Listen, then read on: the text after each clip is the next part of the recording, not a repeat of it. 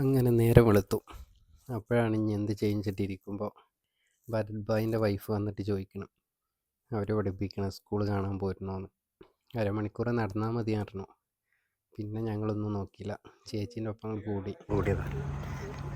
School കഴിഞ്ഞ് ഒരമണിക്കൂർ നടക്കണം എന്ന്. ഇപ്പോൾ സ്കൂൾ കാണാനുള്ള യാത്രയില്ല. അങ്ങനെ ചേച്ചീൻ്റെ ഫ്രണ്ട് വന്നിട്ടുണ്ട്, അതും ടീച്ചറാണ്. ഒന്നിച്ചിട്ടാണ് പോണ്.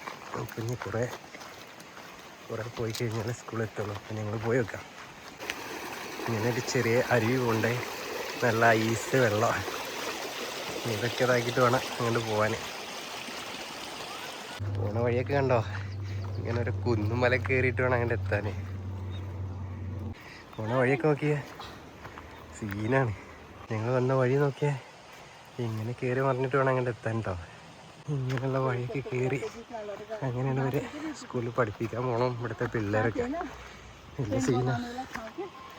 സ്ഥലം കാണുമ്പോൾ പേടിയാണ്. സൈഡൊക്കെ നല്ല താഴ്ചയാണ്. ഇതൊക്കെ നോക്കി ടാസ്ക് പിടിച്ച വഴി കേട്ടോ. കണ്ടോ, ഇവിടുന്ന് ഇപ്പോൾ ഒരു കുന്ന് കയറി ഇങ്ങനെ വന്നേ. ഒരുപാട് കയറി പോകണ്ട്. ഇതൊക്കെയാണ് അവരുടെ സ്കൂളിലുള്ള വഴി. ഇവിടുന്ന് കാണുന്ന ഒരു വ്യൂ ആണ്. നിങ്ങൾ ഇവിടുന്ന് താഴത്തുനിന്ന് വന്നേ.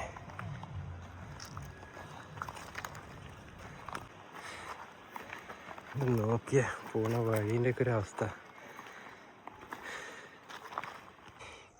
നമ്മളാ താഴെയുള്ള ഗ്രാമം ഉണ്ടല്ലോ കാണുന്നേ, അവിടുന്ന് വന്നേ. എല്ലാവരും ആകെ ക്ഷീണിച്ചു പോയി.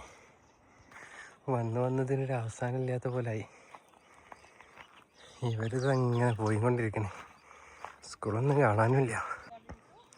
ഈ പോണ വഴിയിലാണേ, ഒരു സ്കൂളിലേക്ക് പോണ വഴിയിൽ ഇത് കണ്ടോ, ഈ കുന്നിൻ്റെ മണ്ടയ്ക്കൊക്കെ ചെറിയ ചെറിയ വീടുകളുണ്ട്. ഈ സ്ഥലങ്ങളൊക്കെ ഉഴുത് മറിച്ചിട്ടാണ് ഇവർ കൃഷിക്ക് വേണ്ടിയിട്ട്. അതുകൊണ്ട് കാണുന്നത് മൊത്തം അങ്ങനെ വന്ന് ഇവിടെ എത്തിട്ടോ. ഇവരൊക്കെ വരണ്ടേ, കയറി ഒരു കുന്നിൻ്റെ മണ്ടയ്ക്ക് എത്തിയ ഇനിയുണ്ട് ഒരുപാട് പോവാൻ. ഒരാവേശത്തിൽ സ്കൂൾ കാണണമെന്ന് വെച്ചപ്പോൾ അതേന്ന് പറഞ്ഞു. ഇപ്പോൾ ഒരു വേണ്ടായിരുന്നില്ല എന്ന് തോന്നി. നടന്ന് മരിച്ച പോലായി. അത് കണ്ട ചേച്ചി, അതുവഴി വന്നിരുന്ന ചേച്ചീനെ അറിയണ ഒരു ബായിൻ്റെ പിന്നെ കയറ്റി വിട്ടു, സ്കൂളിൻ്റെ അവിടെ ഇറക്കി കൊടുക്കാൻ പറഞ്ഞിട്ട്. പോണ വഴിയാണെങ്കിലോ ടാസ്ക് പിടിച്ച വഴിയാണ്, ഓഫ് റോഡ് അടിക്കണേ. താഴത്തേക്ക് ഭയങ്കര കുണ്ട്, പോകുമ്പോൾ ഒരു ചെറിയ പേടി. ഇവരാണെങ്കിൽ ഡെയിലി പോണതുകൊണ്ട് ഒരു സീനും ഇല്ല. വണ്ടിയുമ്മ കയറിയപ്പോൾ നടന്നു പോകായിരുന്നു എന്നായി. വയ്യാത്തതിൻ്റെ പേരിൽ വണ്ടിയുമ്മ കയറിയതാ. വഴിയൊക്കെ എന്ന് പറഞ്ഞാൽ അങ്ങനത്തെ വഴി. അങ്ങനെ ഈ ബായിൻ്റെ ഒപ്പം എന്നെ കയറ്റി വിട്ടേ. അങ്ങനെ ദീദീൻ്റെ സ്കൂളിൽ എത്തിയിട്ടുണ്ട്. ഇതാ സ്കൂള്. പിള്ളേരൊക്കെ ഉണ്ട്, എല്ലാവരും വരുന്നുള്ളൂ. ഇവിടെ സ്കൂളിൻ്റെ അടുത്തുള്ള കച്ചവടമാണ്. ഇങ്ങനൊരു ഷോപ്പ് മാത്രമേ ഉള്ളൂ. ഏതാ കുറച്ച് മിഠായി കച്ചവടമായിട്ട് ഒരു ചേട്ടനെ കാണാനുണ്ട്.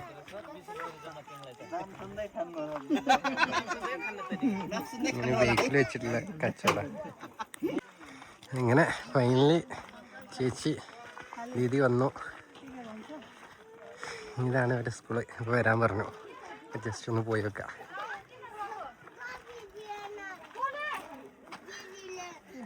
പിള്ളേരൊക്കെ ഉണ്ടായി. അങ്ങനെ ദീദീൻ്റെ സ്കൂൾ കണ്ട് ഞാൻ തിരിച്ചു. എന്നാലും ഉച്ചയാകുമ്പോഴത്തേനും വില്ലേജിലെത്തുള്ളൂ.